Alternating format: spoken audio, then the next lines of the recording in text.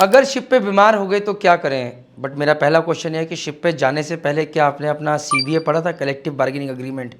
ये वो अग्रीमेंट है जो कि आपकी यूनियन ने या आईटीएफ ने या एमयूआई ने या नूसी ने करा है आपके शिप ओनर या मैनेजर के साथ। मैंने कभी नहीं पढ़ा था। अब जब मैं वीडियोस बना रहा हूँ तो मुझे एहसास हो रहा है कि मैं कितना बड़ा बेवकूफ़ था। पढ़ना ही नहीं है, एक बार अपने परिवार वालों को भी समझाना है, उसका प्रिंट आउट लेके रखिए, मार्क करके रखिए कि ये आपके रूल हैं।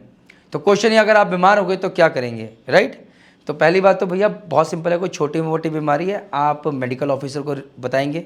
जहाँ पे जनरली सेकंड ऑफिसर रहता है, सेकंड ऑफिसर कैप्टन को बताता है, आपको दवाई दी जाती है। अगर आप ठीक नहीं होंगे तो भैया टेली एडवाइस ली जाती है। तो भैया बाहर के डॉक्टर से पूछा जाता है, वो बताता है कि भैया ये कर लो। इनकेस अगर चीज़ें फिर भी ठीक नहीं हो रही हैं तो आपको नियरेस्ट पोर्ट पे जब पहुँच जाएंगे वहाँ पर आपको डॉक्टर के पास भेजा जाएगा।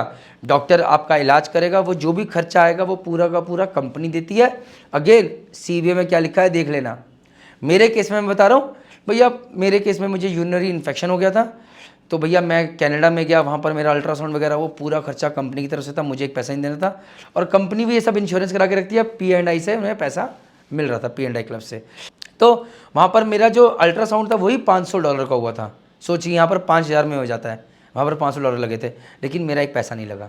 सपोज़ कीजिए वहाँ से मैं आया, मैंने दवाई खाई, शिप पे रहा, ठीक हो गया, कोई प्रॉब्लम नहीं है। लेकिन वहाँ पर डॉक्टर पे गया और मुझे डॉक्टर ने बोला कि भैया इनको तो घर भेज दो। तो भैया इमीडिएटली मेरा रिलीवर आया शिप के ऊपर और मुझे वहीं से घर भेज दिया गया।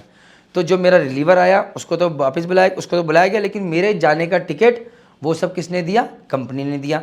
उसके बाद जब मैं घर पहुंचा तो बोला भैया इस डीजी अप्रूव डॉक्टर से मिल रहा हूँ।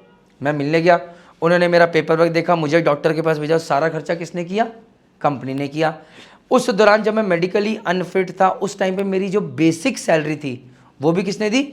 कंपनी ने दी। और ये मैक्सिमम, लेकिन मेरे सीबीए में लिखा था कि 3 महीने तक ही भैया हम बेसिक सैलरी देंगे। अगर 3 महीने से पहले आप ठीक हो गए तो भाई जय माता दी, और अगर ठीक नहीं हुए तो भैया हम कुछ नहीं कर सकते, ठीक है? तो मेरी वैसे सैलरी से $10-12 हज़ार पर मंथ थी, लेकिन मुझे बेसिक सैलरी मेरी थी $2,450 पर मंथ। तो मुझे उसके हिसाब से 15 दिन या 1 महीने के पैसे मिले, ठीक है?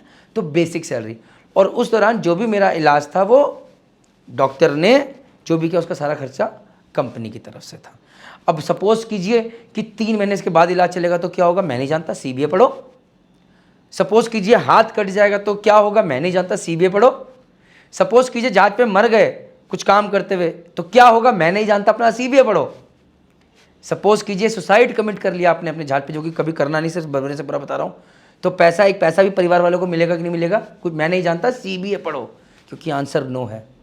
सपोज कीजिए हेलमेट नहीं पहना था, इंजन रूम में काम कर रहे थे, ऊपर से एक हैमर गिर गया और आप वहीं के वहीं मर गए, पैसा मिलेगा कि नहीं मिलेगा? मैं नहीं जानता, सीबीए पढ़ो।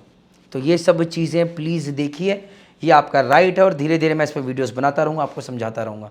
कोई भी क्वेश्चन है सीबीए से रिलेटेड आप हमसे पूछिए कमेंट सेक्शन में, हम उसके ऊपर आंसर निकाल के आपकी हेल्प करने की कोशिश करेंगे। जय हिंद, जय भारत, जय माता।